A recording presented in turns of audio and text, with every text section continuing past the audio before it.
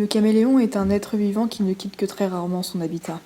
C'est ici qu'il se sent le mieux, puisqu'il se fond dans la masse. Sa couleur de peau lui permet de ne pas se faire remarquer par d'autres êtres vivants, voire de prédateurs. Il vit perché, ne laissant à quiconque la possibilité de pouvoir l'attraper facilement. Il est très à l'aise dans les hauteurs, c'est depuis cet endroit qu'il peut voir si ses prédateurs se cachent en bas, ce qui lui indique alors leur position. Eux peuvent le voir, mais s'ils ne peuvent pas monter, il est impossible pour eux de faire quoi que ce soit. Il est lent au sol, puisque ce n'est pas son environnement de prédilection. C'est ici que le danger peut être présent, en même temps que ses faiblesses. Si changement d'environnement il y a chez le caméléon, celui-ci peut être déstabilisé. Par exemple, comme nous l'avons dit, s'il est au sol, c'est à ce moment-là que les problèmes arrivent. Il est entouré de prédateurs.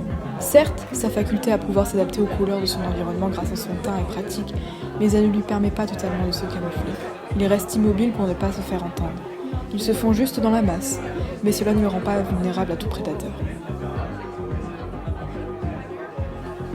Cependant, le caméléon possède des yeux hypermobiles. Ces yeux lui donnent la faculté de surveiller à grande vitesse les éventuels dangers.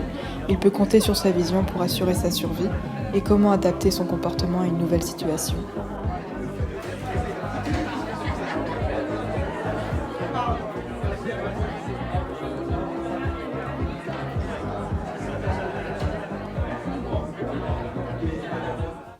C'est vrai que le caméléon est en partie protégé par son teint et son immobilité qui lui servent à se camoufler. En revanche, comme nous le savons, il a la possibilité de changer de couleur. Mais ce n'est pas forcément un avantage. Celle-ci peut causer sa perte. En effet, le caméléon change de couleur à cause de ses émotions. S'il a peur ou s'il se met en colère, émotion primitive à tout être biologique, notamment chez les humains, le caméléon peut devenir rouge ou noir en raison des cellules de sa peur, concentrées de pigments colorés qui peuvent se relâcher afin de lui faire changer sa couleur de peau. Je pense pas venir ce soir parce que je suis un peu claquée. Oui, mais pense pas que ça veut dire que je vous aime pas, enfin, au contraire. Pour résumer, si le caméléon vit en solitaire, c'est notamment parce qu'il peut se débrouiller seul, mais surtout parce que ce ne sont pas les prédateurs qui manquent. Il a la capacité de se camoufler sans effort, grâce à son teint, dans son habitat naturel.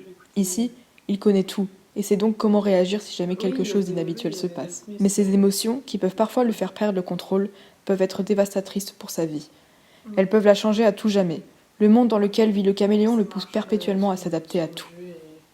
J'essaie de venir peut-être la prochaine fois. Ouais, ça marche.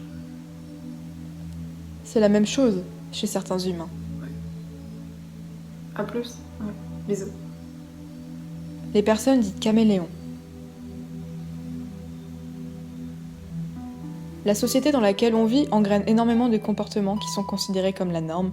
Plus de gens ont ces comportements, plus ils finissent par être comme obligatoires. Si nous n'avons pas ces comportements, on est perçu comme pas fréquentable, étrange, voire un danger. Les caméléons humains font partie de ces gens, c'est pour cela qu'ils s'adaptent. Mais qui sont ces prédateurs ? Ce sont les autres.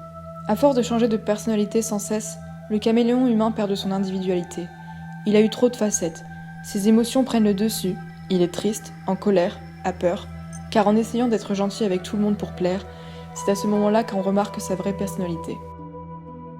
Il est démasqué.